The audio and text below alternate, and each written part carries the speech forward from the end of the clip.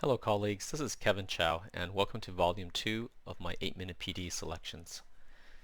This video is called Keeping Student Work Organized on Google Drive, File Naming Conventions. This video seeks to address a very common problem, especially in our current distance learning framework.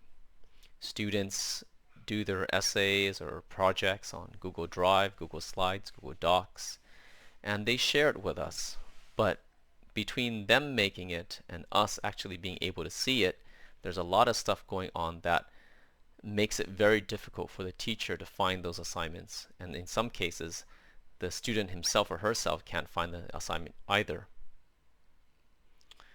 For many of us, our Google Drives often look something like this after a class turns in homework assignments, a whole bunch of untitled documents.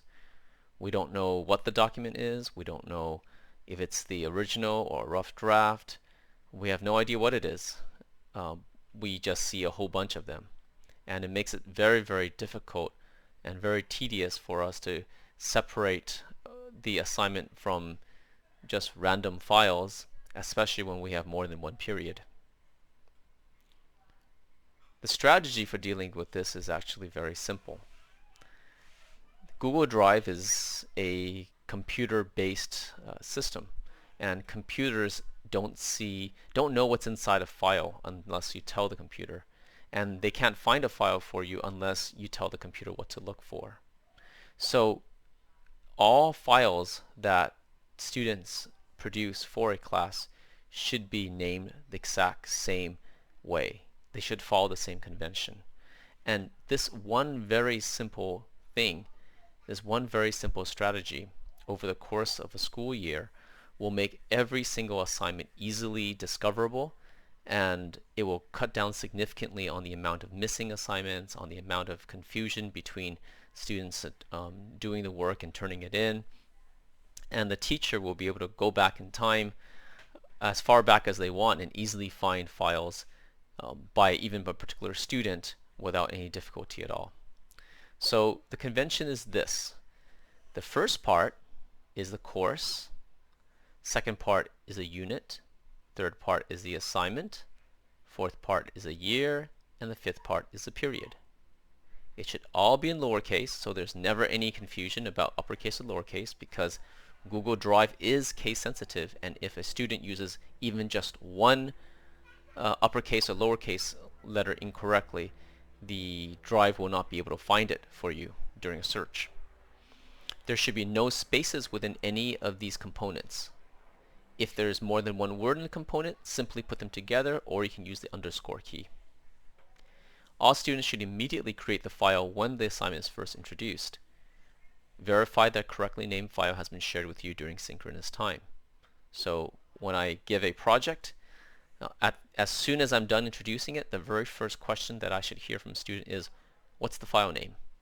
And immediately the students are making their file while I'm still there with them, and I'll go onto my Google Drive and I'll be able to verify that I've got a properly named file from every single student.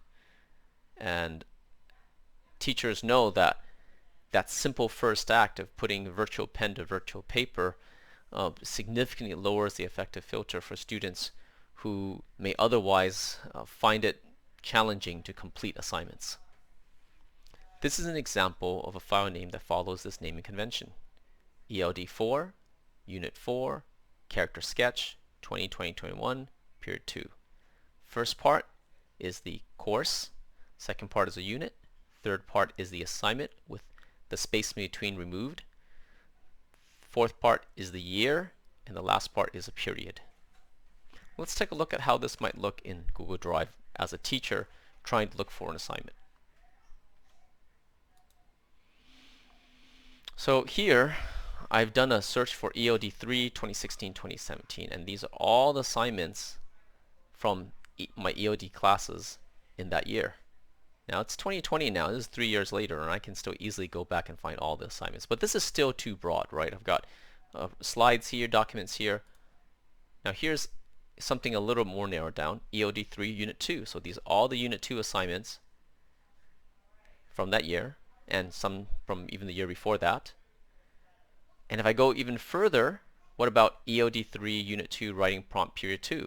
Well, here are all the assignments for that one particular class, one particular unit, one particular assignment, one particular year, and just that period.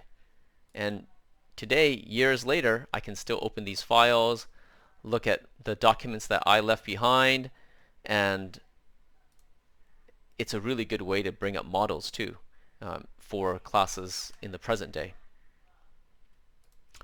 Here is a example of an assignment this is actually a miniature project from that particular year, 2016-2017. Notice it's all in lowercase, everything's stuck together. I used the ampersand between continuity and change instead of space ampersand space. Sometimes you may want to remove that entirely. And here is a unit plan that I had from that period. Same conventions followed there. EOD4, Unit 5, Dirty 30s, 2016-2017 period 2. Ooh, actually I should remove that space, right? Yeah. Okay, so hopefully this will be helpful to you. This one simple strategy should make it a lot easier for you to find files from your students and for your students to find files from you. Thank you, and hope you can catch us on the next volume of 8-Minute PDs.